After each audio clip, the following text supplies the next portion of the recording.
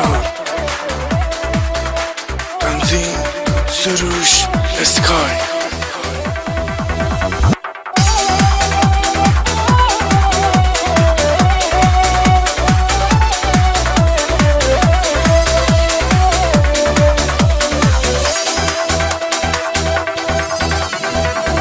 نمیدونم باز اشتباهه که دارم عاشق میشم، نمیدونم بازم گناهه که دارم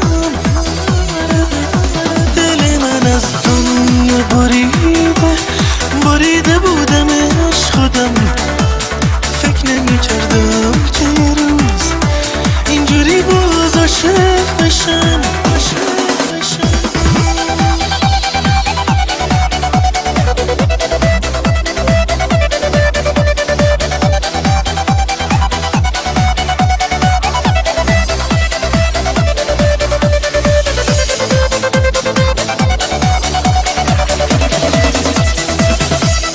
کاش میدونستم که یه روز میرسه که پرواز کنم، کاش میتونستم که یه روز این دلو بیدارش کنم، بگم باشه عزیز من پاشو از خواب خوشت، بگم که دل نده به باد برو پی یار خودت.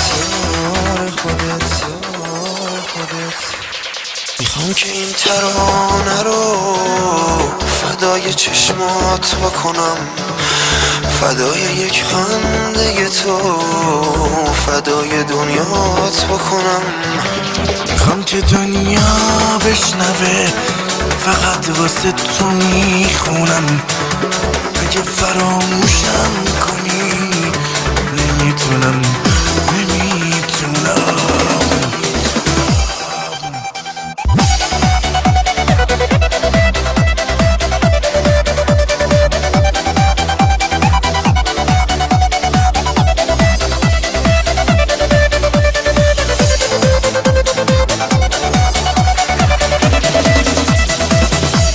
کاش میدونستم که یه روز میرسه که پرواز کنم، کاش میتونستم که یه روز این دلو بیدارش کنم، بگم باشه عزیز من پاشو از خواب خوشت، بگم که دل نده